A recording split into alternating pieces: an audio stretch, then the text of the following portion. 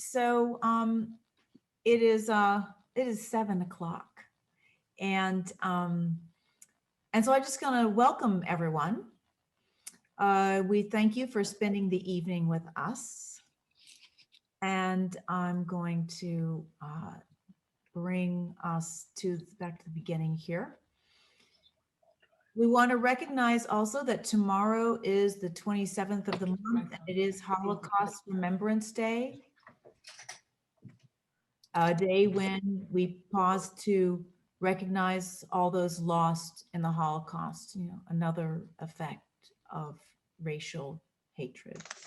So in light of what I mentioned a moment ago about the Holocaust, I also want to say that we're bringing this evening to you from a perspective that darkness cannot drive out darkness. Only light can do that. And hate cannot drive out hate. Only love can do that. And that is a quote from Martin Luther King. Again, thank you for attending. My name is Monique Birault. I am a co-curator of the exhibit, and I am an artist in the exhibit, and I'm your moderator for this evening.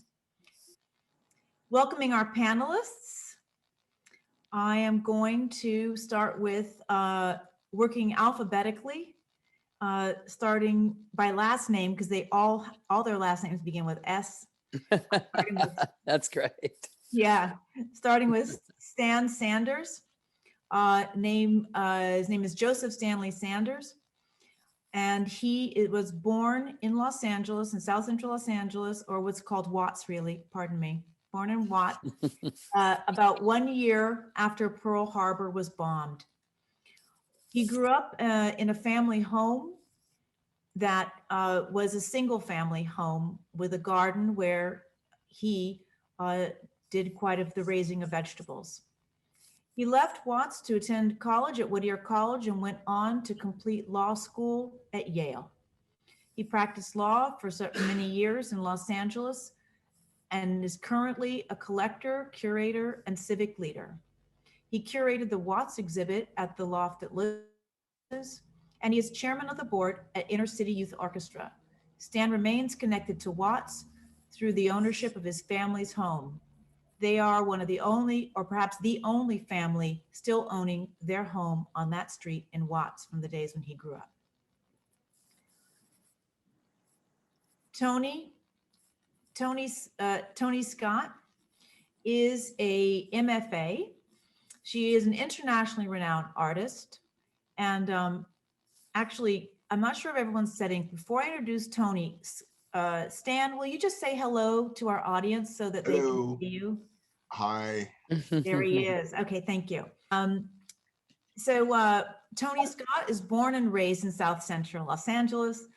Toni makes art installations and individual artworks that explore her African-American, Native American, and European heritage. You will be seeing those works a little bit later this evening. She is also a member of the Muskogee Creek Nation. The advancement of understanding between cultures is critical to Toni's work. In 2002, she began work entitled Bloodlines to address American history, in particular, the long forgotten victims of oppression and the cultural richness of the African American and Native American people. Her work touches on issues of ethnic identity, including hybrid race, trauma, and cultural heritage. And Cole Sweetwood. Say hello, Cole. It's Monique. Hello, everyone. Hi. Okay, so Cole, you can see, is very young, so that's why his biography is a little bit shorter. Originally from Northern Carolina, pardon me, Northern Carolina. He was raised in Raleigh until going away to college. His background is in art history. Cole is currently Pick of the Week columnist for Artillery magazine and has been an art critic in the Los Angeles Times area over the past year and a half. Liz Gordon, say hi, Liz. Hello, everybody. Liz Gordon is the gallerist and was creator of the original Skin Deep exhibit in 2010 and co-curator of the Skin Deep exhibit Then and Now. Liz was raised in the south side of Chicago and Hyde Park area, which is one of the neighborhoods that the Obamas lived in, although not when she was growing up, of course. When Liz grew up during the civil rights movement, which impacted her beliefs on racial equality. Inequality. Inequality. That's Sorry. right. Racial inequality, civil rights. Right. Despite having left Chicago and moving to San Diego 35 years ago, the reality that racial injustice existed throughout the U.S. struck again with the beating of Rodney King, right when she moved to LA. 2 months later, when she was opening Liz's Antique Hardware, and for the last 13 years, she's curated socially relevant artworks in the space above the store. In 2010, she curated Skin Deep, which addressed race relations between Blacks and whites. And now I want to let Liz say a little bit more about the Skin Deep show. So the slides that you are looking at are from the current show, but they actually have earlier works in them. The artists that were in the show 10 years ago are in the current show as well. And what I had asked them to do for this show is to include one of the pieces from 10 years ago to the piece, to a more current piece addressing the current issues. I want to say 10 years ago, when I first thought about doing this show, I thought about it because even though Obama was in and so on, there's basically been no dialogue going on in what I now realize is the white mainstream, and really felt that we needed to be addressing this. I mean, at that time, I was somewhat oblivious to how much conversation actually went on in the Black community about this issue, but whites weren't talking about it. And I really felt that I wanted to bring this conversation into the art gallery forum, which I believe is a really great way to bring up issues without being violent or any of that. We can address these kinds of issues and have these conversations. So the show consists of men and women, Black and white. And it does have some international artists in here. Miles Regis, who is from Trinidad, Jackie Nach, who is from South Africa. There is a piece added in the end called Transhumanist. This is a current piece from an artist who lives in Italy by the name of Carla Viparelli. And I brought that in because in reality, the issue is not only something that's happening in the United States, but also happening throughout the world in terms of race and people needing to run and so on and so forth. The works are, I feel, very poignant. They really address these issues and ignite conversation, which is really what we wanted, what we wanted them to do. And you are able to hear our artist talk, the current artist talk, if you have gotten the newsletter that we send out on a monthly basis from the Loft at Liz's. There's a link to YouTube. And of course, if you'd like to hear more, or you haven't gotten that, then I would be happy to send you the link so that you would be able to listen to what is a very, very emotional and very poignant conversation that each one of these artists talk about their work and talk about their feelings about what is happening. I really think that it's an important part of that conversation, and I'm very happy that we recorded it so that it will give you the ability to be able to hear that conversation. And so with that said, I also want to invite all of you to come to the gallery. The show is open through March 2nd, and the gallery is open Monday through Saturday, 10 to 6. You don't need an appointment. You can just come. Just walk into Liz's Antique Hardware and walk to the back of the store, up the flight of stairs, and come on up and see the show. Because there's nothing like seeing work face to face. That's for sure. True. Thank So, you, Liz. Thank you. you. So we are now going to move to the questions section. And I'm going to start with Toni Scott. This is Toni Scott's work from Bloodlines. And the question is, I mean, first of all, I want to congratulate you, Toni, on your wonderful accomplishment, your international acclaim. Toni was invited to Beijing, where she did where she visited the museum, and they offered her the place to do whatever she wanted, and did a beautiful show. You'll see that an image from that later on. But I now want to share with the audience your work and ask you, with these exhibits, quite a few around the world and quite a few in the United States, how do you feel your work has motivated change? And what is your experience of the work's power in the United States?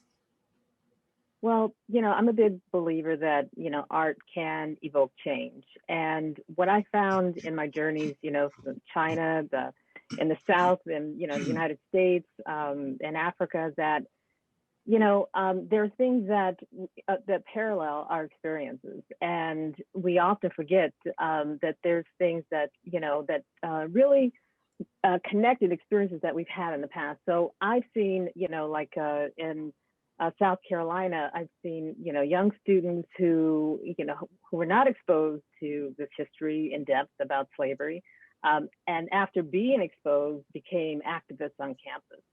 I've seen here in Los Angeles, CAM, people that, really have a chance to really grieve, a lot of these experiences, and also become more interested in being proactive with race issues. So, there's been many examples that have really, I think, evoked that, art does make a difference. Thank you. And I want to ask Stan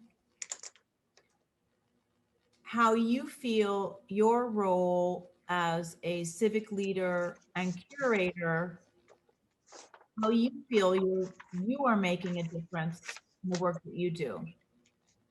Well, one of the things that I should have included,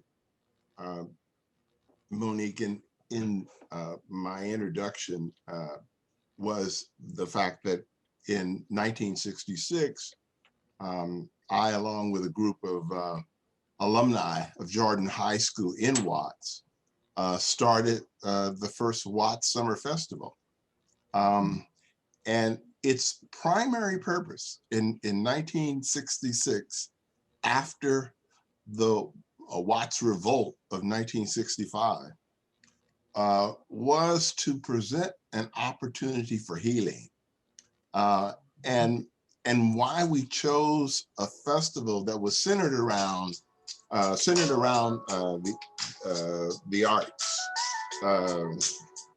centered around a first ever visual arts exhibition at Will Rogers Park in Watts, the largest park on an outdoor platform, and also music, with several concerts on the football field at the high school, as well as performance arts exhibitions throughout the entire weekend of that first Watts Summer Festival in 1966. And if it achieved no more than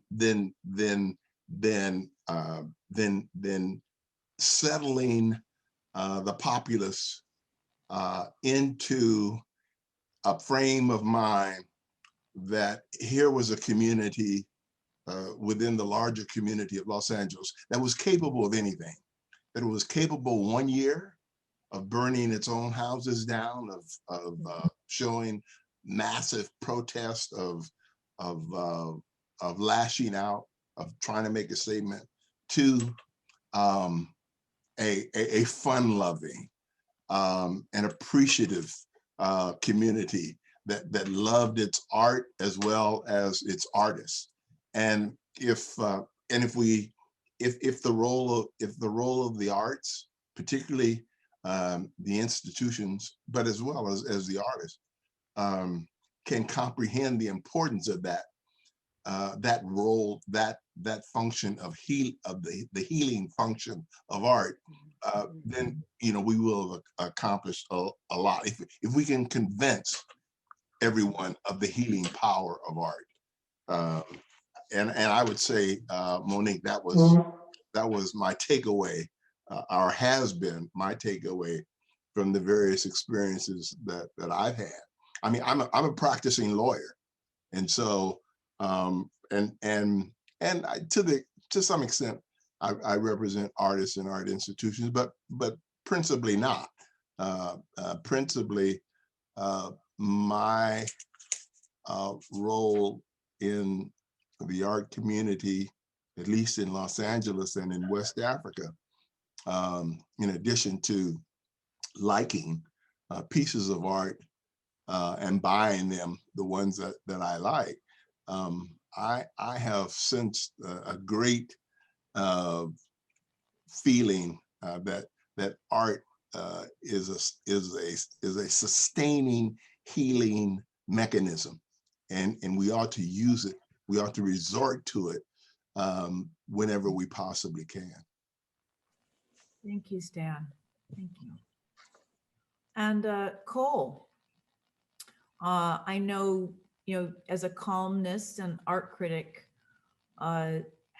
you're active out there doing it. I've checked out your page. And what do you feel you can do in that role to help raise consciousness and bring about change in race relations?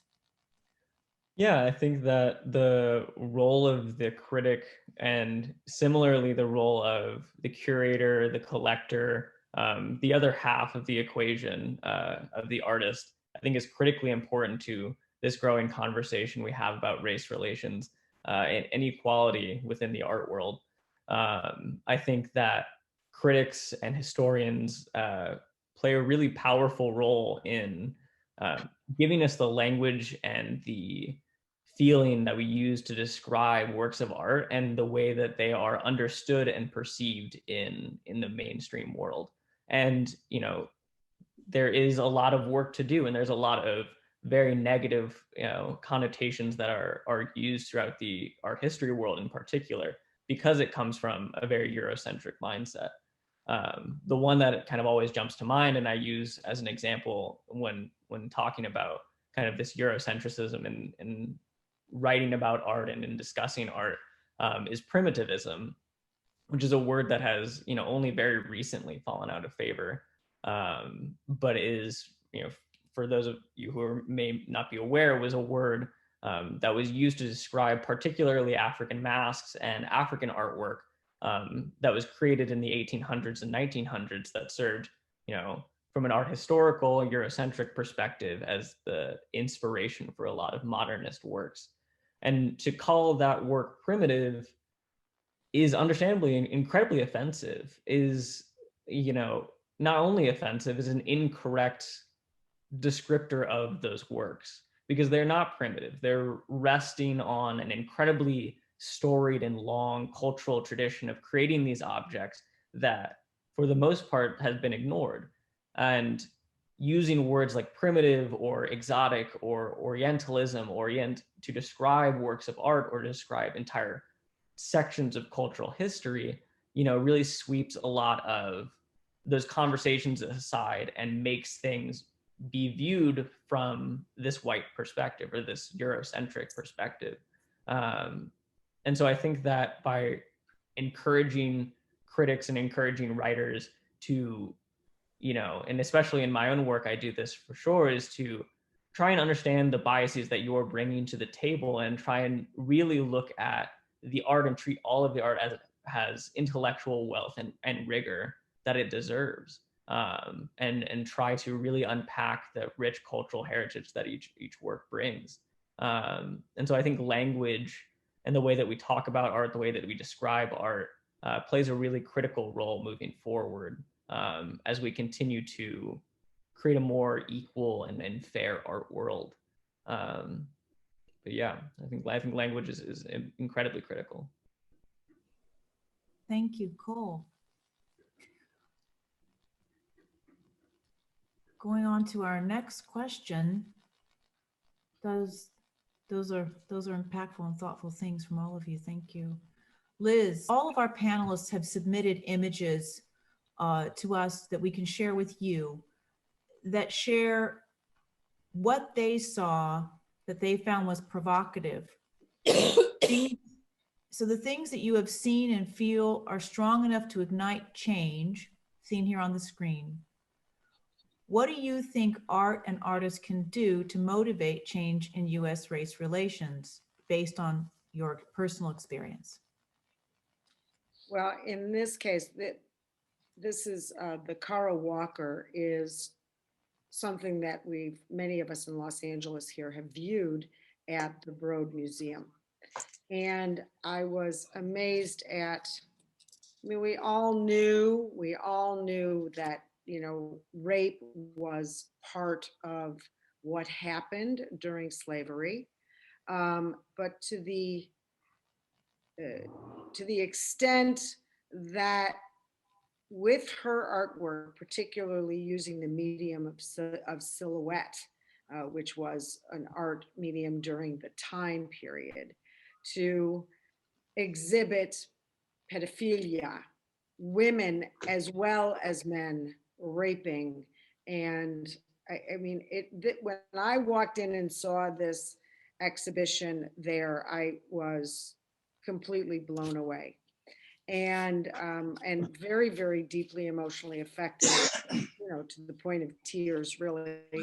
And it really stuck with me. So I find that this work could certainly, I would think, open the eyes of people and ignite change. And I'm going to fast forward to the impact of something like this has on somebody who is of color. I was sharing time and a conversation with somebody that I know who happens to be extremely light complected, so light that I think for the first 5 years of knowing this person, I had no idea what her background was. And in this particular conversation, the word she used to describe her color was the color of rape. So the impact of that and how people are living with this horrible burden, I really think works like this really do impact change. And they have to. I can't imagine somebody looking at this work and not changing or at least opening up their mind.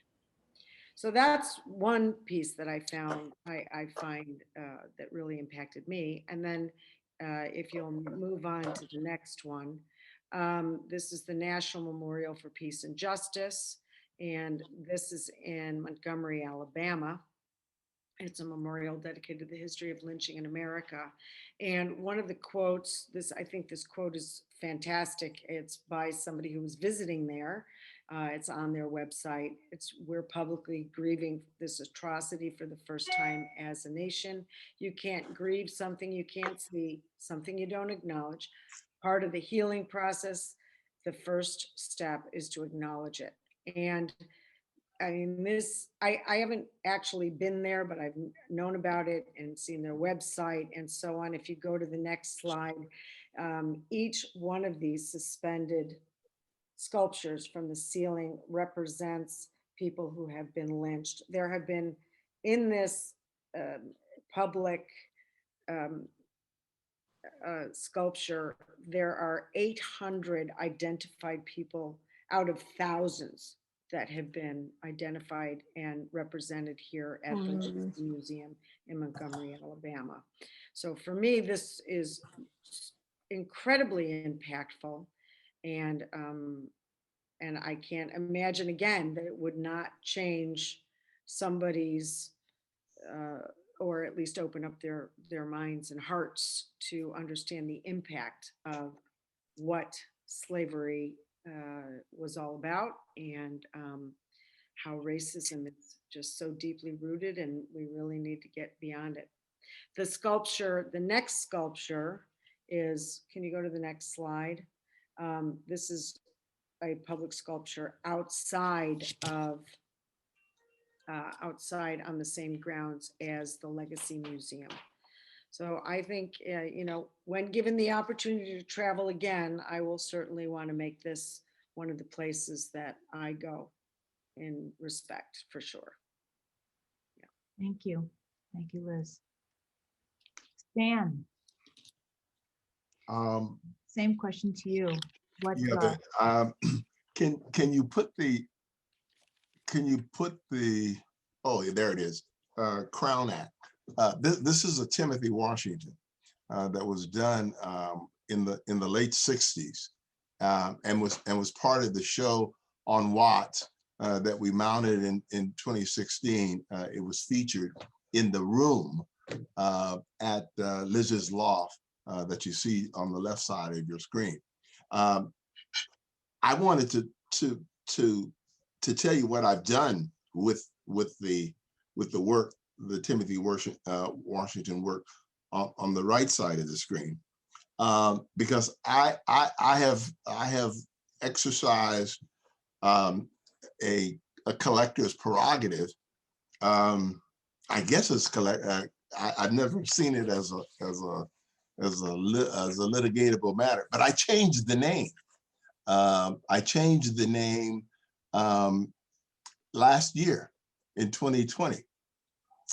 It was and Timothy and I have had a lightweight dispute as to what it should be called,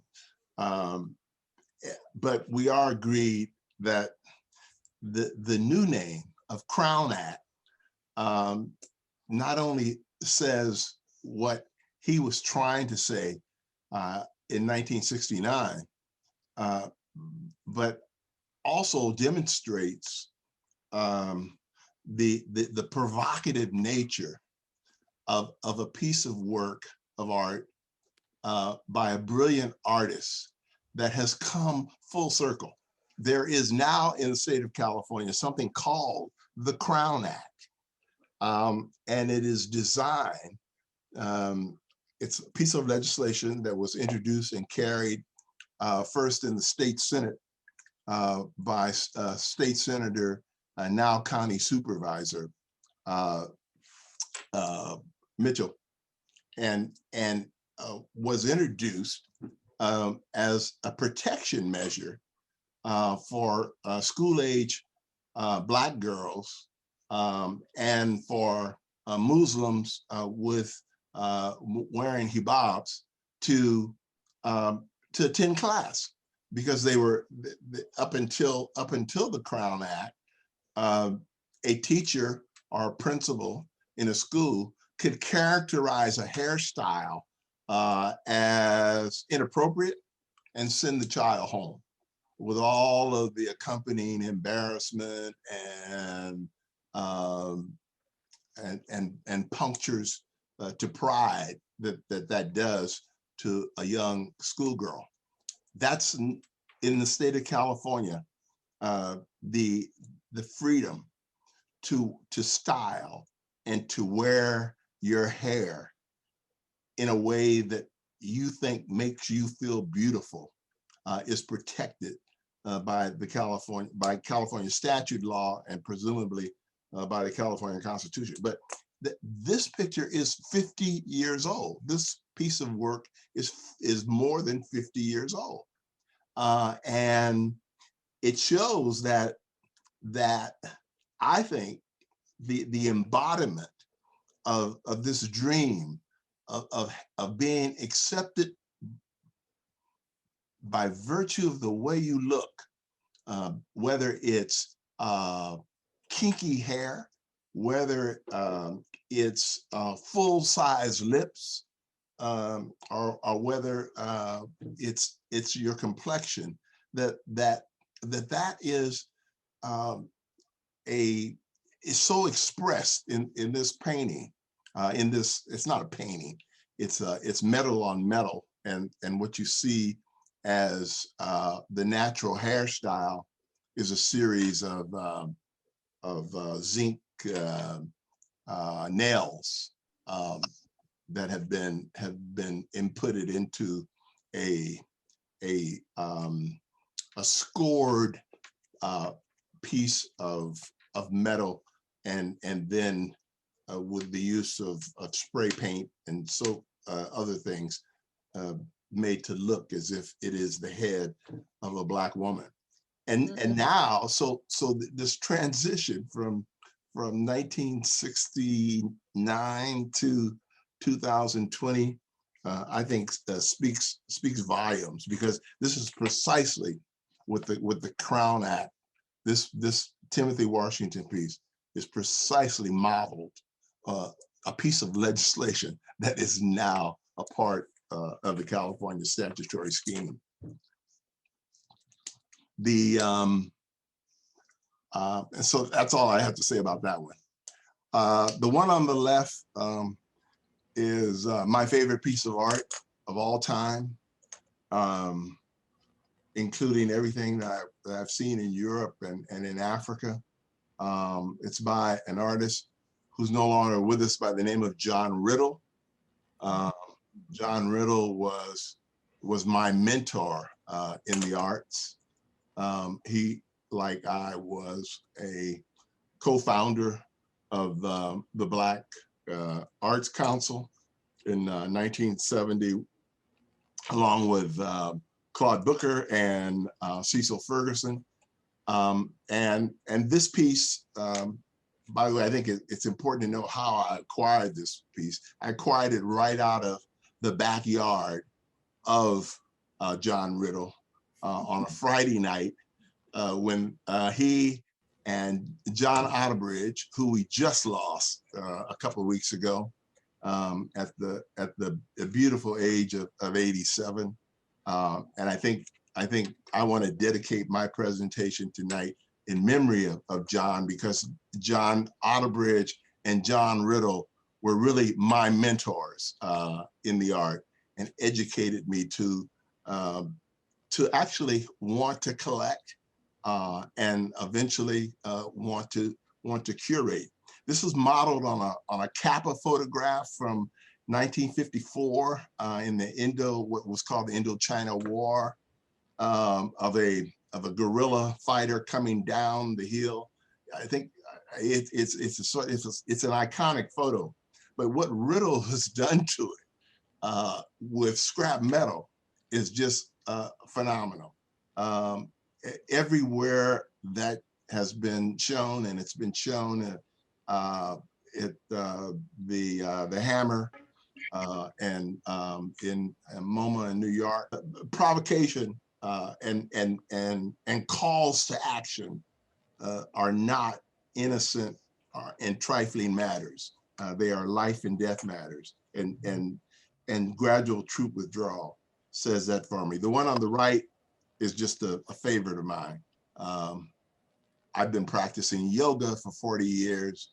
I believe that position is everything, not only in the yoga context, but also in the context of where you stand in the world, your perspective, your view of how you live in art, a life of art in this world, and I've included that in there. Thank you. I skipped one. There we go. I did that. This is Samela Lewis, who is still with us. For me, this represents an homage to womanhood. It seems like every year of my life has been the year of the woman. and to see us come to the point where, you know, my good friend and fellow Californian is now vice president of the United States, and she's a woman. I had to say something about that, because this provokes me to think, as a grandfather and father and brother and uncle of women. And it hangs in a rather prominent place, so that I don't miss seeing it every day. And I wanted to include that as well. Thank you. Thank you very much. I'm going to move on to Toni.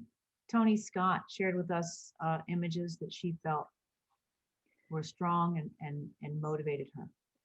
Toni? You know, it was really challenging, you know, to decide, should I choose something that was pivotal in my life, or something that, you know, I thought a contemporary work that was really powerful and, you know, evoking change today. But I chose these works because they really impacted my journey as an artist. The one to the left of Charles Cordier, I saw at the Musée d'Orsay. And before I say that, I just want to give this quote by James Baldwin. Know from whence you came. If you know from whence you came, there's absolutely no limitations to where you can go. Well, you know, I grew up going to museums, but did not realize, and I'm kind of embarrassed to say that we were absent in most of the imaging and the pieces that were on exhibition. So on my journey to Paris, I go periodically for inspiration. I went to all the museums and so forth, and I ended up on the ground floor of the Musée d'Orsay, and I saw this piece, and you know, for the first time, it was just this huge awakening for me that, you know, the nobility, the beauty of our representation in museums are so critical. And I vowed when I saw this piece that I was going to begin a new body of work that reflected Black people as beautiful, as empowered, as noble, and in a classical way, in my own mind, thinking that this is a piece that, you know, should be in the Getty, or this is a piece that should be, you know, something that everyone sees and not at the basement of, you know, of a museum.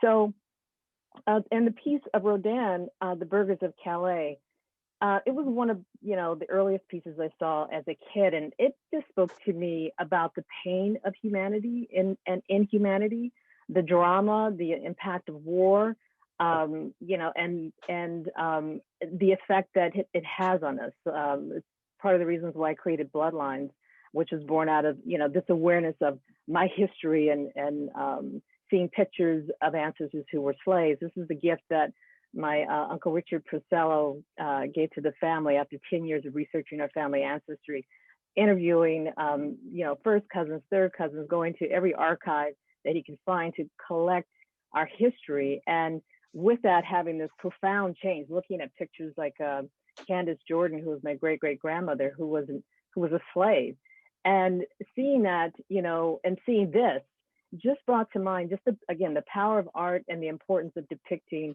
you know, and realism, that how that is so different than, say, you know, say something that, you know, of a floral theme. I think you're going to show the next piece, Elizabeth Catlett. All of these pieces just, you know, evoke to me the power of representation, of realism, of having this one-on-one conversation with something that's very familiar to our lives. The targeting of a Black man, and the face just emitted just, you know, resilience, pain, but also, you know, the sadness of how we, our lives here and abroad for Black people have been undercut. So, you know, these pieces are not, you know, they're not probably impactful to a lot of other people, but they changed the course of my journey as an artist and my commitment to want to have a conversation about history, about American history, about culture and the interconnectedness of culture, And, they sent me on a new way that has lasted, I guess now, a couple of decades. So that's why I chose these pieces. Kara Walker is profound, and the pieces that Stanley showed are profound. But personally, in my journey as an artist, these are the pieces that changed the course of my direction from sort of abstract to representation to humanity. Thank you, Toni. Cole, tell us about these pieces for you.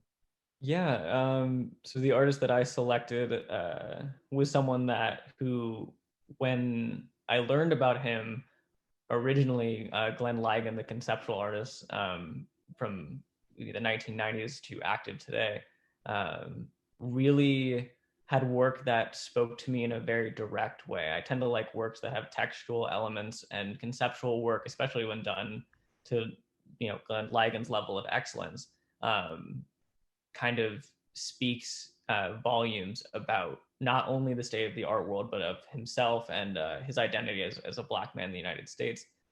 This one, Double America 2, I've always enjoyed because, the obvious kind of ideas around or symbolism of the doubling of America, the fact that, as we've seen in this past year, been thrown into harsh reflect that there is two Americas, that there is this kind of surface level, or to borrow a phrase that Liz was using earlier, the kind of white mainstream America.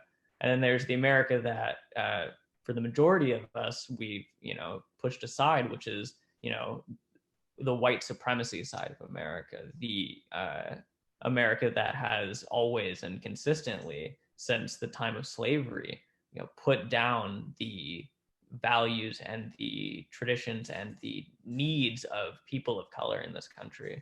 And so I think the flipping of America in this sense really spoke to me. And I think in the next slide, you'll have notes on the margin of the Black Book. Runaways and Black Rage.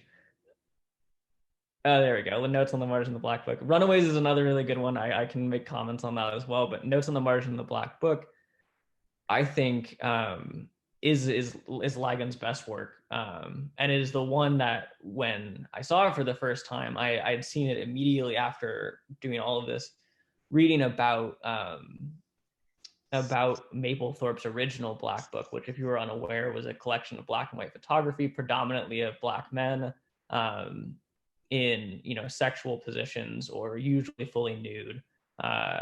And it caused quite a stir in the 1990s because of the homoeroticism.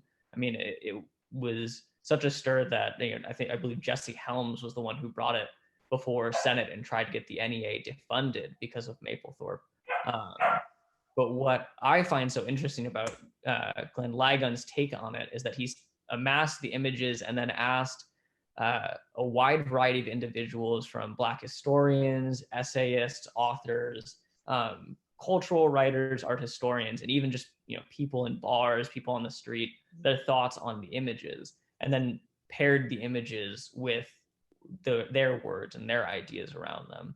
And this, to me, is a very early idea in the 1990s of intersectionalism. And the point that Ligon was making was that while Mapplethorpe was being kind of lauded as a hero within the art world for bringing to the front LGBTQ issues, what he was doing at the same time was completely objectifying Black males. He was turning Black males into, literally objects for his photography. And his own personal commentary on his models is, I can't remember the exact quotes, and I don't even know if I would be, comfortable in repeating them, but it's really dehumanizing. And Ligon, I think, very expertly and deftly brings to light these issues that, while it is important to recognize the LGBTQ issues in the United States as well, the intersectionality of it for Glenn Ligon specifically as a gay Black man is incredibly important, and that the art world, while so quick to lift up a white artist from one, minority group, is also equally quick to ignore or brush aside these larger aesthetic and cultural issues. And, you know, I think that in the future, if any museum was going to put on a show about the Black Book, I think this is probably the best way to view the Black Book, with a very hefty asterisk attached and Glenn Ligon's name in front of it instead of Robert Mapplethorpe, because I think that this is a far more powerful way of understanding not only Mapplethorpe's work, but also intersectionality in the United States, and, you know, the provocative nature, to use a word that Stan was using earlier as well, the provocative nature of Glenn Ligon's work. I mean, it really provoked an entire conversation around, you know, the use of, you know, Black bodies in art. And the previous slide, Runaways, I can comment on that one quickly as well. I was struck by this one when I was researching Glenn Ligon's work more in preparation for this conversation as well. And this one, Ligon describes himself using the same kind of typeface and terminology that would be used to describe runaway slaves during, you know, the 1800s and slavery. And I think that it's, you know, obviously an incredibly powerful piece because of really putting himself in this history and bringing this history to the forefront and reminding us all that it's not, you know, it's not ancient history. It's not thousands and thousands of years ago. This kind of rhetoric, this kind of ideas, you know, is not distantly removed from the America that we find ourselves in today. And in fact, the descriptions of these kinds of individuals maintains in a way today. And the kind of cultural impact of viewing Black men and Black people in this way, you know, carries on and has a distinct cultural impact that we can't ignore if we ever want to move forward. Thank you. Thank you for that.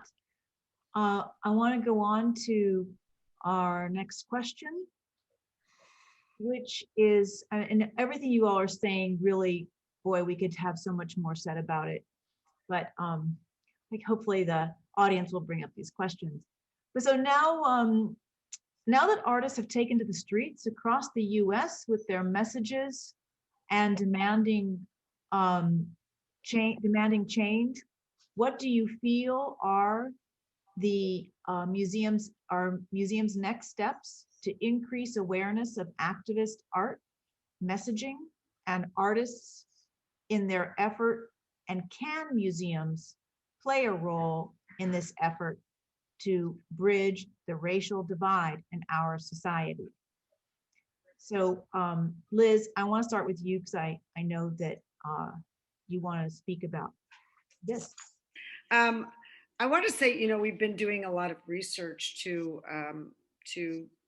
get ready for this, and really in doing that research, in particular for Los Angeles, I really think LA has been stepping up to the plate for a while in terms of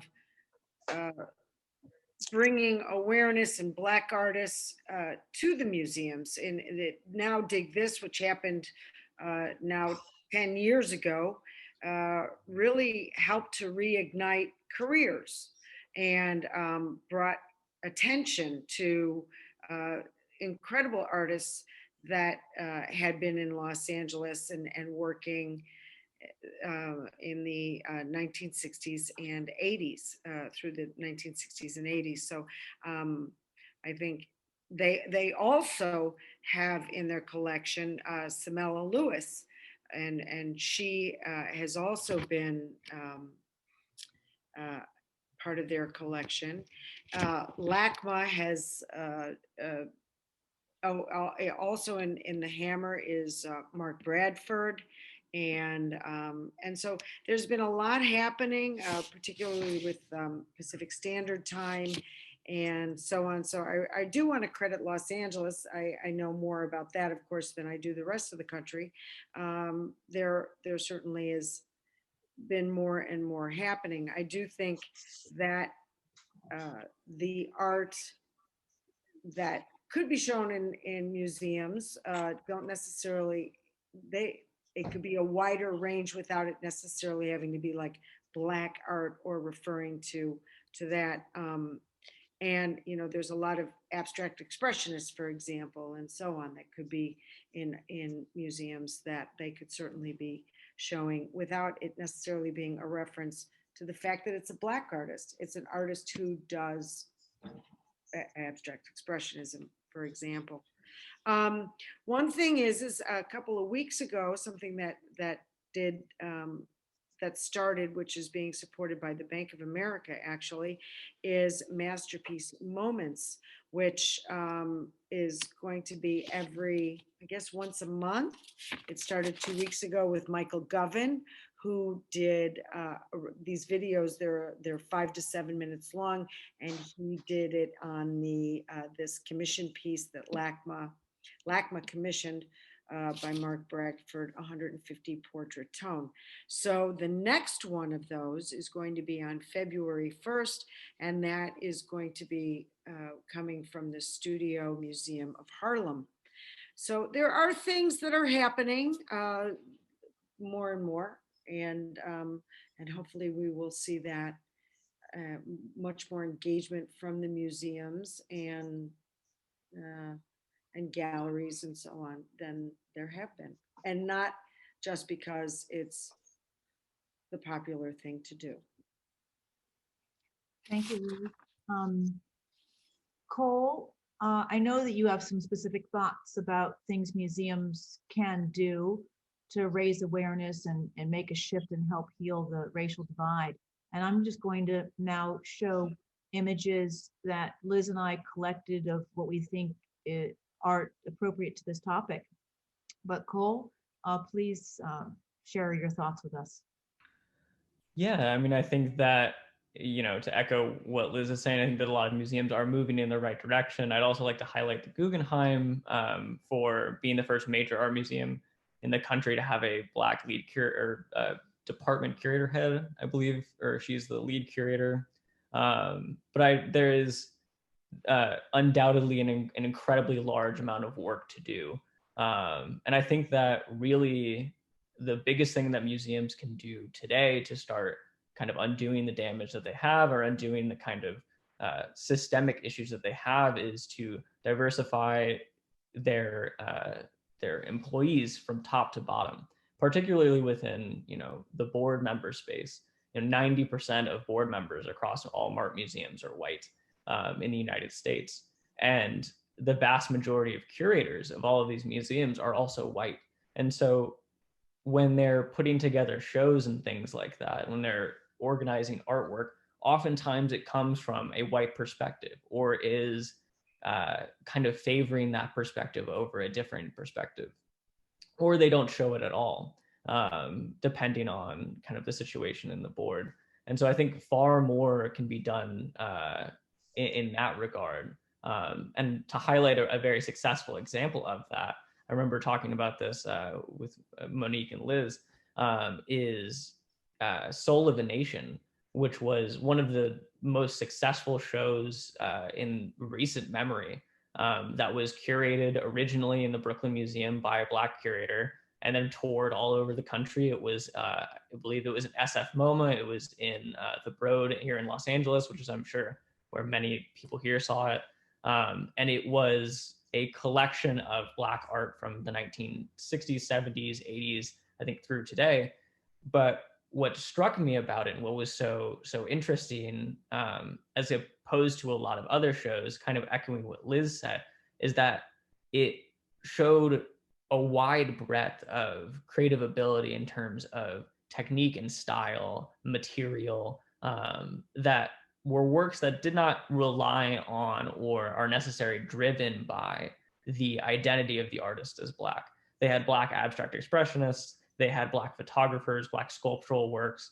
You know, the unifying factor was that the artists were Black, but it was also highlighting the fact that, you know, Black artists are able to do and are, you know, capable of achieving any and all of these things, and in fact had been for years and years and years, but were ignored or otherwise maligned by the kind of white mainstream, which is obviously I think something that a lot of art museums are taking stock of and trying to reverse right now, and to highlight the success of Soul of a Nation in comparison to a lot of the majority of museums, which have 90% white and nearing like an older viewership and attendantship. 50% of viewers in Soul of a Nation when it came to the Broad were people of color. And generally, I think somewhere in the 2/3 range were far younger, in the 18 to 35 range, which is unheard of for a lot of museum shows and highlights the power of curating a show that is centered on a far broader range of experience and kind of highlighting the effect of their work.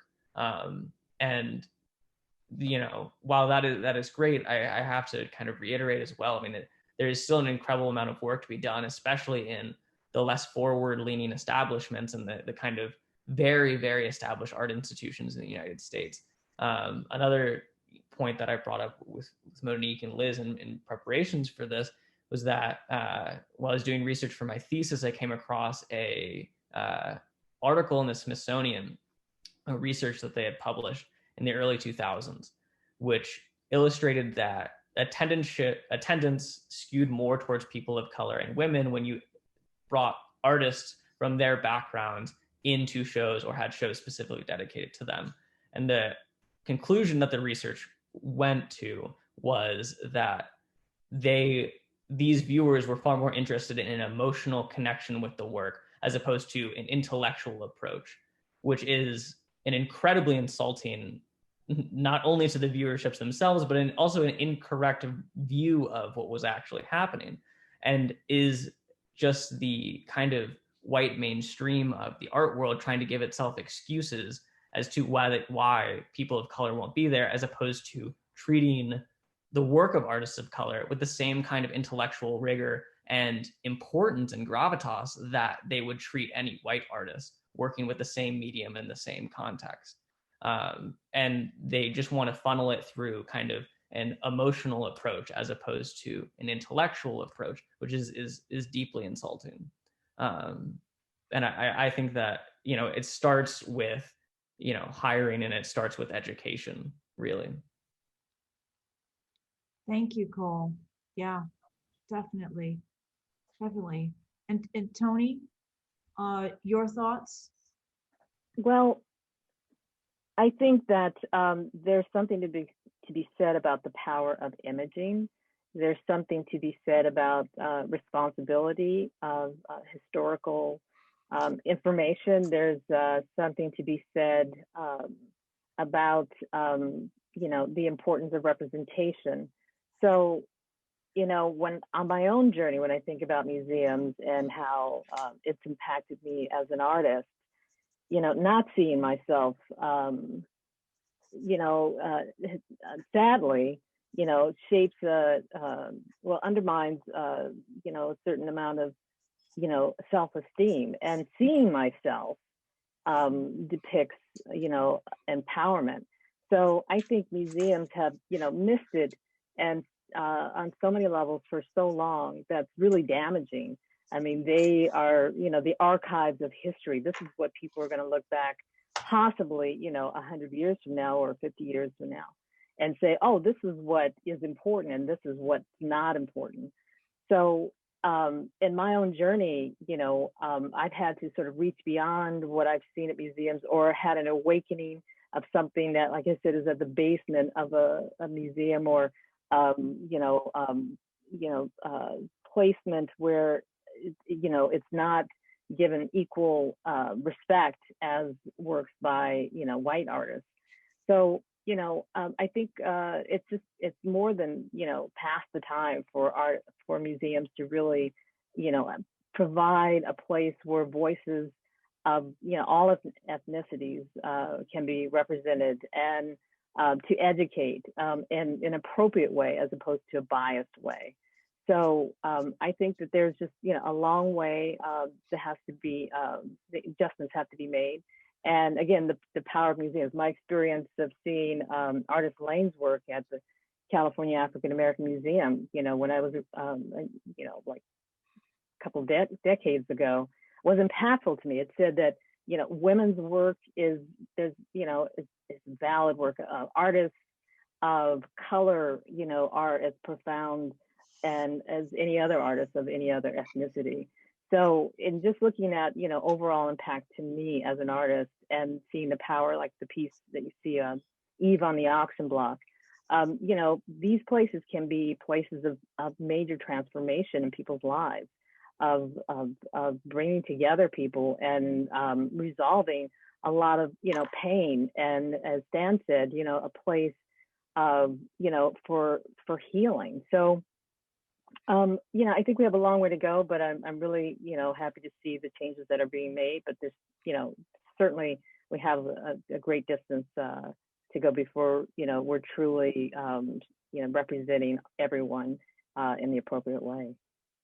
Can you go back, Monique, to that slide of Toni's that says "I can't breathe"? And Yeah. I know it's there it is, if you could. I mean, this is pretty incredible, Toni. You did this in 2009, and look at the issues that we've been dealing with this year. I mean, it's, Well, dealing with, it's not like they haven't existed before, apparently. I mean, you know, but it's pretty incredible. These words, "I can't breathe," have taken on such large, incredibly large, magnanimous proportions, and we all know why, and death at the hands of the police and so on. I mean, it's this long for it to become, you know, one of the largest protests, and finally things may be happening within our government that will make change. It will really make change. Mm-hmm. So, but I think it's amazing that, you know, you were doing this in 2009.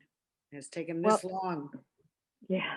Well, history repeats, you know, that's, you know, a big part of my narrative as an artist, to show the past and show the parallels to the present.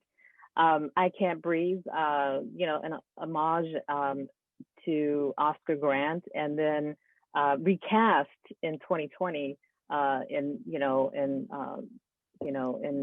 representation and an awareness and to the plight and death of George Floyd.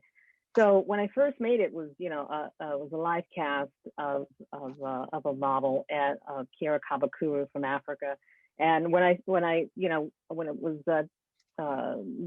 Oscar Grant died and was murdered, you know, it was again one of those pivotal moments that I felt this sort of civic duty. You know, I said, you know, there's a lot of different works that I can create as an artist, but what's going to be the most impactful? You know, thinking about my ancestors, what's going to, represent their lives and their impact on me, their survival, their resilience. What can I do to, you know, impact change? So this piece originally cast in plaster from a live cast. I mean, live casting of Kiera, to the remaking of it in 2020. It's cast in cement. And so the cement to me brings it forward, and thinking about, you know, how many Black lives had died in the streets. I wanted a medium that was really, you know, something that, you know, is a part of our lives, and also, you know, as a metaphor to, you know, to the damage and to the pain of, you know, racial divide and racism to people of color. So it's lived two lives. You know, it was first created in 2009 and then later recast just last year. Death at the Hands of the Police, you know, going back to Elizabeth Catlett's work, is something that is really visceral about representation. And when I created this piece, it was a live cast from Michael Sidney, who was a part of this installation that I created called Bloodlines. You know, it's his DNA. It's a Black man's DNA in this work. You know, bringing alive, you know, an event that we weren't all present to see, or that we saw on television. But I think as an artist, I felt that there's a different experience to see something in person. Now, you know, having this cast, seeing the target reading the names, the names are written in chalk to just say how, you know, so many lives can be erased and still leaving room for so many lives, sadly, that are being added through, you know, murder, you know, on a regular basis. So, you know, both of these were just pieces that I really felt that were poignant and, you know, that are still symbolic of what's happening today. So from 2009 to 2021, nothing's changed. I've just added more names or casted in something that is, you know, really to bring home that, you know, the concrete is something that, you know, we walk on, we take, you know, the houses are built on, where cars drive on, but it's also the place where so many people of color have died. And that's what those two pieces represent. We need to have you showing in museums here in LA or in the United States. You have been shown a lot in international museums and very little for the kind of work that you're doing here in the United States. Yeah. Well, you know, I'm hoping that the Forgotten, the ship that I created in China of nearly 600 faces of slaves. It took me a year to collect from the archives and to redigitize so that the faces could be represented as close to the way that I think it should be represented, not pixelized, but just really bring home the face and have this experience one-on-one with so many lives that had died. Yeah. So, you know, due to slavery. So 12 of my ancestors, I have 12 ancestors whose pictures I have who were slaves, and the names of 25. And when I looked at, you know, these pictures, you know, of Ella and Candace and William, you know, I felt, again, the importance of just saying that, you know, this voyage is still, the trauma is still part of our lives. It's blues, it's the blues that, you know, of trauma, and it's also the journey, you know, across, you know, from Africa to America. You know, it's just, my heart is just, you know, hopes that it can be represented here in the United States. It's been shown, you know, several times in China, but when is this piece gonna come home? I'm just hoping that, you know, it will travel and be, you know, so people can really see one-on-one the faces. It's not just an epic, something that happened in history. Look at the faces one-on-one. Let's experience and see that, you know, these are human beings. This is not, you know, something that happened in history. 28 million Africans exported, you know, and how many have died. You know, I just felt it's important to bring this narrative alive, including their stories, the first person narratives that were installed in a cabin that I created called These Walls Could Talk. When I first read Delia Garlick's story, Them Days Was Hell, I could tell you about it all day long, but even then you wouldn't understand the awfulness of it, what it's like to be tied up to a tree with your arms wrapped around, with a whip drawing blood with every hit. You know, of course they cry. You think they don't cry when they, you know, sold like cattle. Well, when I saw Candace's picture and the 12 other ancestors, I heard, you know, I didn't have their words, but I had Delia's words. And, you know, just this call to say, you know, this is not something to be forgotten. This is something that impacts us today. Genetically, we even know that this impacts us today. So, yeah, thank you, Liz. I hope it does, you know, one day journey here. Thank you so much. Very powerful, very powerful. That's a beautiful way for us to transition to our audience questions. I was able to grab one question from the chat. And I think that really you kind of just answered it, but I'm going to put it out there for you all anyway. It says, how do the artists use the past as a commentary to create work that changes the present? I'm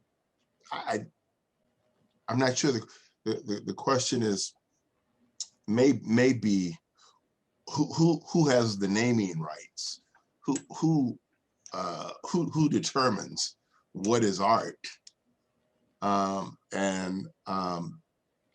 and it's largely done now by preemption.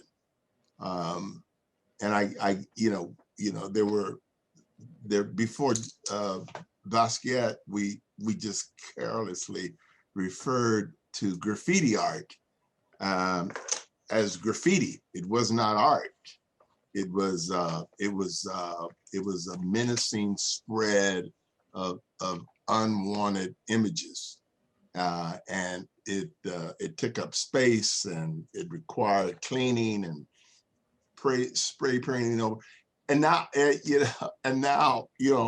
when a piece of graffiti art sells at Sotheby's for $110 million at auction, all of a sudden there are some works of graffiti, I guess, that qualify as art, and that is that's a function of the questioner's commentary.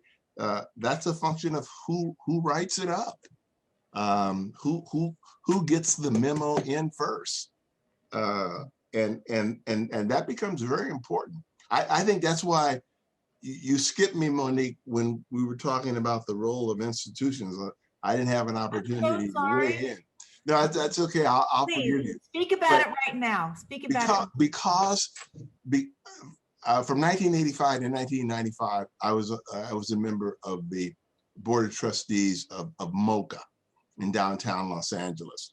I was there at the beginning in 1973 when the deal to establish MoCA was cut, but I took a pass on board membership then, which I shouldn't have in retrospect, coming back in 1985.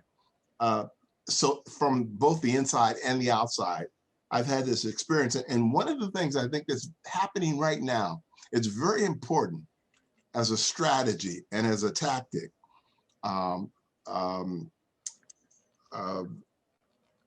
He pointed out, our panelists pointed out, that 90% of the board members of established museums across the country are white. Well, not only do we have to push to diversify board membership, but we also have to push to diversify board committees. And what's happening in the country now is that every corporation, every agency of government, every institution is forming what they call, it goes by different names, but basically it's the Equity Committee or the Equity and Social Justice Committee or something like that, or Vice President. You know, I have a relative who's the Vice President for Equity and Corporate Responsibility. That is a euphemism for race relations. And museums have not done that yet. They have not, as a rule, set up their equity committees on the board, because this is what's important.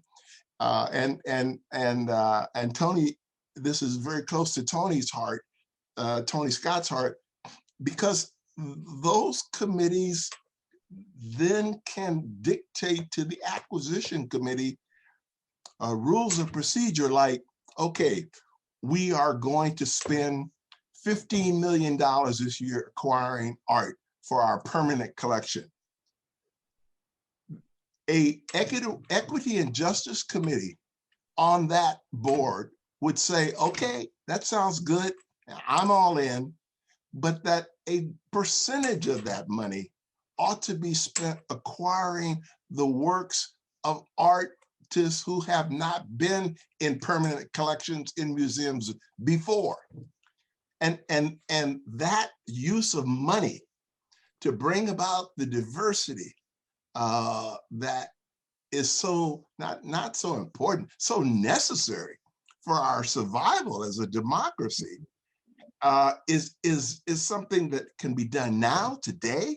We can start that. That is a call to action, and we need to stay with that, because if we just talk about it and we don't institutionalize it, and we don't try to codify it within the rules and procedures of museums and make it standard. I mean, if the Metropolitan today set up an equity and justice committee and every museum in the country would set one up within the next 12 months. So we need leadership, but it's there because, you know, I think Robert Smith is chairing the board of the Metropolitan Museum of Art now.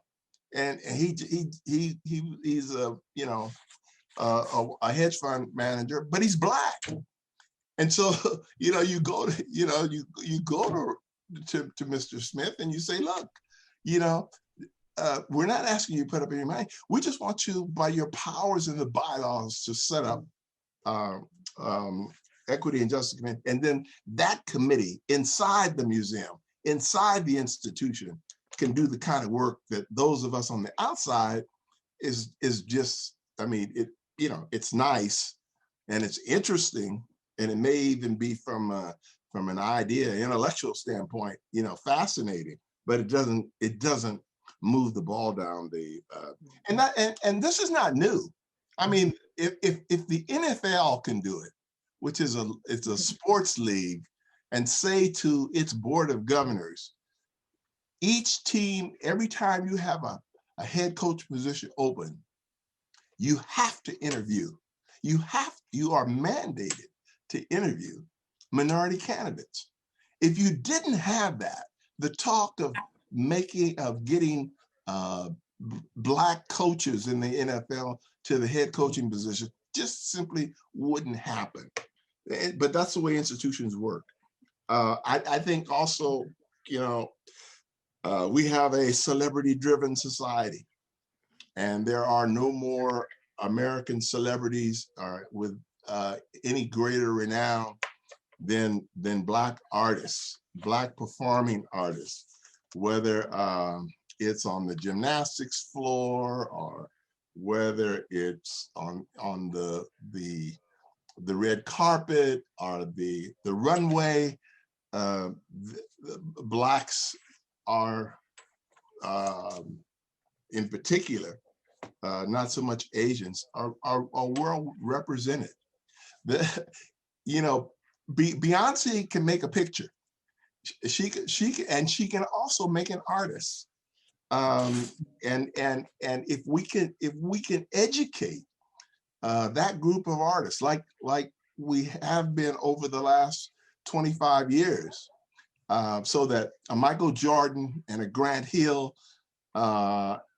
become collectors. They are now, and they have to, I think, use that power more effectively. And it's our responsibilities as leaders in the art world to point that out, you know, to encourage an Anthony Davis from the Lakers, you know, to come with you to an auction, to come with you to an opening, so that the artists like Toni Scott, who are brilliant in the presentation of their works, can also be appreciated with not only being in major permanent collections, but also in the private collections of these celebrities. And then that's, you know, sometimes that's all an artist needs. That's all a particular school of artists needs, is to have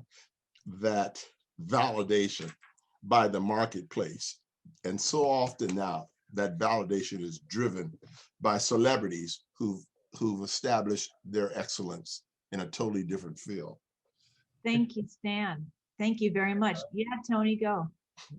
I just want to say amen, Stan. You know, thank you for that. I know when we had our you know, preliminary discussion, you know, I had a lot to say about the survival, you know, of artists. You know, without that support, you know, how can we produce art?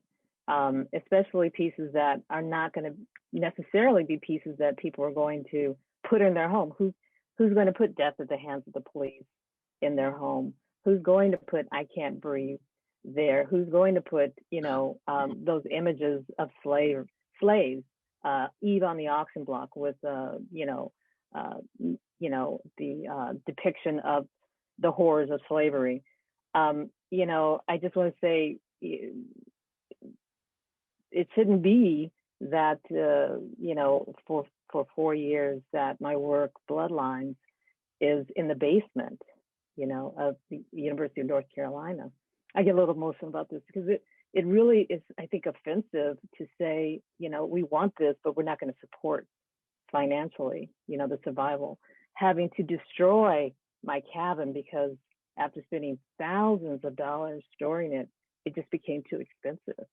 I shouldn't have to ship my art, over to, Cal State University Dominguez Hills to preserve work that's being destroyed in my studio right now because of weather. So, I just want to reiterate, what Stan just said. It's so critical to have the support. It's so easy for this history to be lost. I can tell you numerous artists whose work is profound, and when they passed away, it was just, where did it go? Who has it? Why isn't it archived?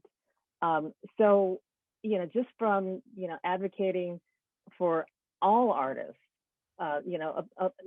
artists of color, we need the support to survive. If we don't have it, this history is going to be lost, at least for many of us. These pieces here, it costs a lot to produce art. And I think just presenting it is not something to just look and walk away with. If you want to see more, if you want this history to have a place, this art to have a place in history, the funding has to be there, has to be supported. The spirit, what's carried me on with my work has been, this feeling that, that I owe something to my ancestors, that it's important that, that this story be kept alive, about slavery and the hypocrisy of, American democracy and bringing alive these narratives. That's what's, kept me going forward. But, it hasn't been, from any funding, it hasn't been, most of it's, artists are exploited. So, it's just so critical. And I just wanted to, just reiterate that as an artist, that piece, Death at the Hands of the Police, has been, in storage for years, and it shouldn't have to be. We need to. I felt like it's an important narrative to really bring reality, bring home, the horrors of what people of color are suffering from. Thank you very much. Can I? Yes. Sorry, I was just wondering if I could quickly share a thought that kind of stretch that, kind of maybe introduce as well a different idea around it. I very much agree with what both Stan and Toni are saying about celebrity and financial support of the arts, and especially driving engagement among successful Black individuals become collectors.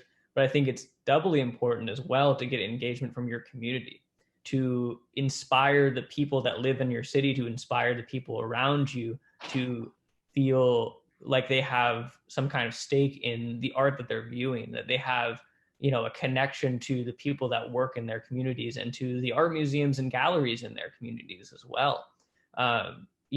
Going back even to the board conversation that Stan was saying, not only diversifying the board in terms of race and gender and these things, but also getting community leaders in the board, getting more than just people who donate to the museum or are major kind of funders of the art in the room to have these conversations with. Someone that can, be a voice for the people that you actually want to inspire to come to your museums, because it's, one thing to come in and be a hedge fund manager and have a lot of ideas about where you want your money to be going, than to have the people that are actually coming to visit the museums and want to engage in the work be able to share their thoughts through a voice piece in these board settings and in these kinds of rooms. I think that celebrity engagement and the engagement of the very wealthy is obviously incredibly critical, especially the way that the art world is set up now, where so much money flies around in auction houses and museum donations and all of these things like that. But I think as we're moving forward to find a more sustainable system of art, we need to drive engagement with the public to make sure that everyone feels that their art museum in their city is representative of their view of, not only their view of the world, but the view of everyone, that they feel some kind of connection to the work that is there. And that's driven through access and education, that is driven through, I think what, a lot of museums right now are doing, and dropping fees for entry is one really important step to drive that. But as well, to return to the conversation around, to return to the conversation that I think has been floating around in the ethos of the United States, it also starts at voting. It also starts at making sure that the people that we are putting in power and that we care about also care about the art in our communities, also care about artists. The National Endowment for the Arts has been routinely cut year after year after year, which is, a tragedy in the United States, because if we have greater public funding of the arts, we have greater public engagement on all levels with the arts, it will only be to the benefit, and we wouldn't have to, rely on the good feelings of the very wealthy or the very famous to support things that we think are important. Which, is the way that it is set up now, and it is the way that our system has driven it to be. But in the spirit of dismantling systems that we find, reprehensible, as we find so many of them in the United States today, I think one of those is this kind of wealth-driven art market. And driving engagement with the public is definitely the basis of that. And voting, get out there and vote, is definitely the key of that. Toni, I would like to ask you, does the Legacy Museum know anything about you and your work? No. I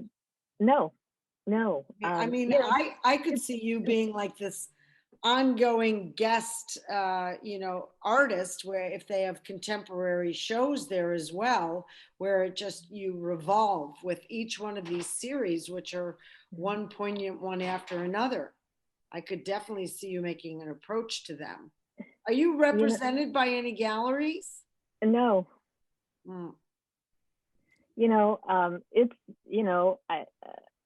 It's a curiosity to me, but I haven't stopped to, say I'm going to stop producing art because, my work is not in these major institutions or people, are not familiar with, my art. But my head has been into producing the art. It hasn't been, of course, out. And I think that's the thing for many artists. We're like we were talking. We have to speak about our art. We have to make the art. We've got to fund the art. We've got to be seen. We have to, do all of these things. And to me, that it takes away from my time producing the art. Right. And so that's what galleries are for. Yeah, it's a little embarrassing to say that it hasn't happened, but I'm gonna just keep producing it regardless. Hopefully one day, even if it's one person at a time that are moved by it, I'm just gonna just keep making it work. But no, it has. I don't have that representation. There's a question for you, Toni, and the question is from Vanessa. Thank you. It says, Toni, is that by design, not being represented, or are you open to it? Oh, completely open. I mean, I'd love to just be able to invest my time, or continue to invest my time in the work. Now, I'm not trying to avoid the market. For some reason, the market's avoided me, but I'm not trying to avoid it. I'm doing what most of the artists are just passionate about. We just want to make the work. But it's just unfortunate circumstances the way that it is. But no, I'm not trying to run away from representation. Definitely want that. Great. How can our audience be an ally in this effort to move the needle, to move the conversation, to shift the landscape? How can they be an ally? What can each of you say about that? Let's just start with you, Cole. I think, first of all, to go back to what I previously said, voting, that's a very important one. And I think, going out there and supporting the arts takes many forms. And supporting every part of the art process takes many forms.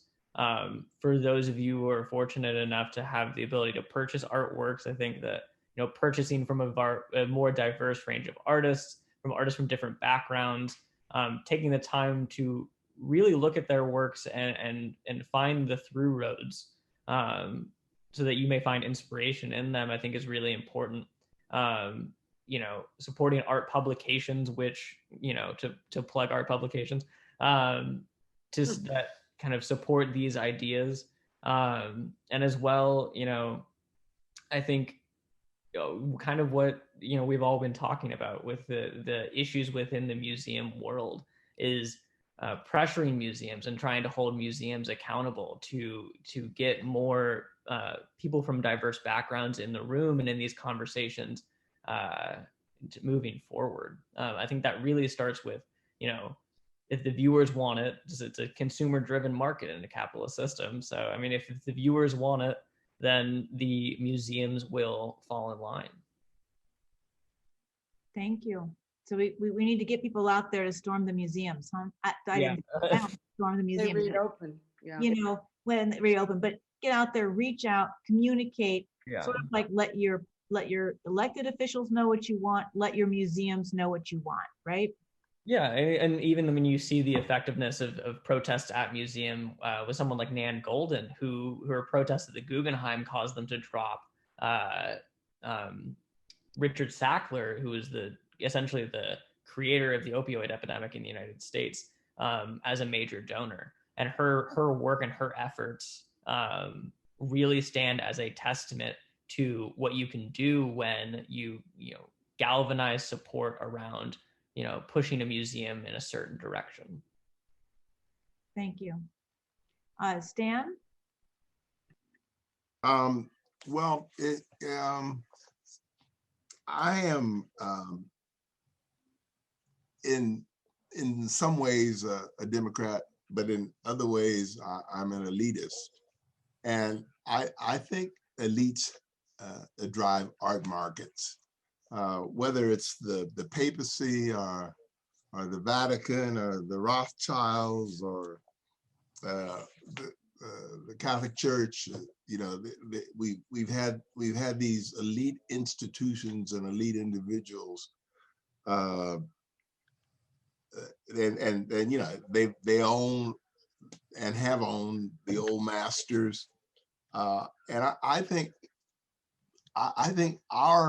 the demographics of the United States are such now that each and every cultural variant, each and every cultural embodiment has an intelligentsia, which is so much easier to reach, Cole. I mean, I agree with you that the beloved society should include everybody, but one day we will have a kinder, gentler nation. But right now, it has, I think, at this critical time, at 2021, the elites simply have to step up and do what has to be done. I mean, I've been shocked in these last 6 weeks about the level of people's understanding of what a democracy is. I mean, I took it as a given, and shame on me, because I have a responsibility, I think, to know that the idea of that all men are created equal just doesn't come to you. It's thought through, and it's recorded history. It's both observation as well as intuition, and so so that means those of us who write, those of us who curate, those of us who direct, those of us who have money are part of that elite, and we simply have to educate ourselves to the fact that there is, in Liz's words, more than just a white mainstream in this country. The countries are made up of great countries, great nations can, I think, contain a lot of cultures. And that's what we're being asked to do in the 21st century. We've never done it before. And no one has. The Greeks didn't do it. The French in the Revolution didn't do it. Can the Americans in the 21st century do it? And I think if we do it, we will do it through art, and we will do it through elites who take on the responsibility of educating the masses through the beauty, the power, the provocativeness of art. Thank you, Stan. And Toni, how can they be an ally? Well, I just want to say that Cole and Stan, really articulated to me how we can move this forward and get support. I do want to acknowledge, and if people are not familiar with Lily Bernard, her work as an artist and an activist, and for I think 4 or 5 years ago, and still today, but particularly I think it was about 4 years ago, she approached several major museums in Los Angeles, galvanized a very large group of Black artists and curators and educators, and had sit down conversations with MoCA, with LACMA, with the Getty, and confronted them with this point. I mean, we're in a room, at the Getty, and there's about 100 people in the audience, from Samela Lewis to Artist Lane to, curators, and then actually hear them say, and so many, artists of profound talent, and to hear the panelists of different institutions say, well, we can't find the talent, we can't find the curator. I mean, things are changing, now, but this was just 4 years ago, and I just want to acknowledge Lily's, contribution to this. When you talk about galvanizing people, she, knocked on the doors, had these conversations, and brought us together. But look, was just now starting to turn, the corner on seeing more Black curators. But I know that she laid the foundation in a very powerful way that was, really informative to me, and brought people, to the table who had been ignoring artists of color, and have them, really address the subject. Why aren't we being represented in your collections? Why aren't we being represented, curators at these museums when we're paying taxes, and supporting these museums with our money? We're not, getting the respect. So I just wanted to, acknowledge, Bila, Black Artists in Los Angeles, Right, organized by Bila. Lily Bernard. You can go on to Facebook, Bila, B-A-I-L-A, yes. And become a member and be aware of it. Yeah. Thank you. Liz? Well, How can you be an ally? as far as being an ally, I've been an ally in terms of working what I consider to be my responsibility as a gallerist and curator here at the Loft at Liz's, in not only in this particular subject, but also environmentally, and another issue that I think is really, really an important one. And this is the way that I can be an ally. This is where my voice is able to, I mean, it's me being able to curate the shows in themes that I think are really relevant, and bring it to people's attention, and to bring conversations like this to the forefront, and to also keep them going. I mean, to me,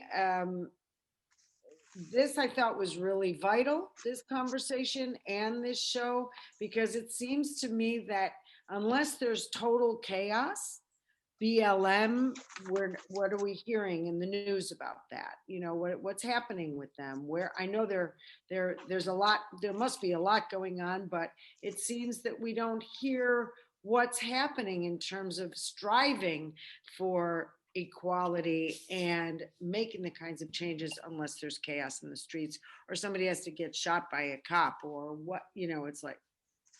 So I think I've been doing it. I think that it's particularly important for our white brothers and sisters to pay attention and to be aware. I mean, we have ingrained racism in our DNA. It's just part of, we can't help it. It's just part of how we've all been brought up. And it's really important to be aware of it to stop yourself, to pay attention when that's happening in whatever context. I don't care how simple it may be. And I truly hope that the Black community will be able to heal and forgive. I mean, it's a big request, huge. But in order to move forward, all that needs to happen. We all need to be paying attention to one another and be caring and loving and open-minded and think positively. We can make it happen. We can. We're doing it right here. Thank you, Liz. Thank you. Well, I think what I've heard in terms of how the audience can be an ally tonight, I mean, not just tonight, but how going forward, our audience can be an ally.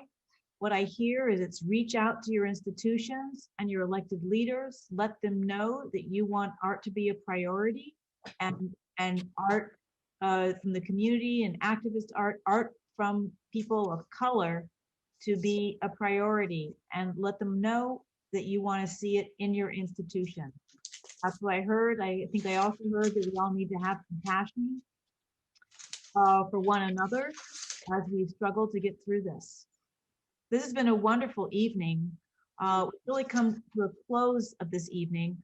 I want to let everybody know that the gallery located above Liz's, and she'll tell you the address in a moment, but the gallery is open Monday through Saturday, 10 to 6.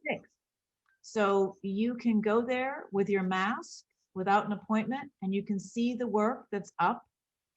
You can participate in preserving the works of art by taking some home with you. Good job there, Monique. And I mean, we have some wonderful work here. It really, really is fantastic. The artists have done great work. Yeah. And I mean, if you don't find very it affordable. Yeah. Very Yeah, but I mean, they're all doing work. These are all professional artists doing work. So. And I want to encourage you also to go to Toni Scott, ToniScott, I think it's .com, right, Toni? And look at her work. She is really amazing. She's not being represented. If you want to go into art representation, there's a chance for you, because that work should be easy to move. It's absolutely fabulous and excellently made.